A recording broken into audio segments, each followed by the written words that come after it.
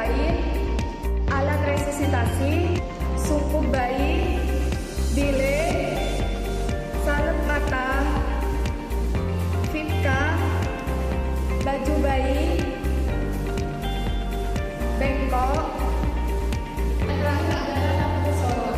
Langkah yang ketiga adalah penanganan pada resusitasi bayi dengan dia melakukan penilaian apakah bayi cukup pula, apakah ketuban bayi tumbuh, apakah bayi menangis atau nafas rendah, yang terakhir apakah otot lemah atau tidak fleksi. Ternyata bayi cukup bulat, ketuban jernih tapi tidak menangis dan nafas bengkak-bengkak dan otot tidak ada atau otot lemah. Letakkan bayi pada meja datar atau meja resusitasi. Setelah itu, potong tali pusat bayi. Setelah itu, setelah melakukan pemotongan pusat, lakukan high cup. Yang pertama, hangatkan bayi.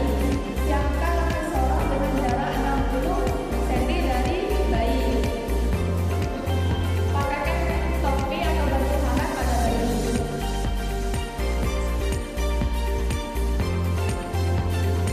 A.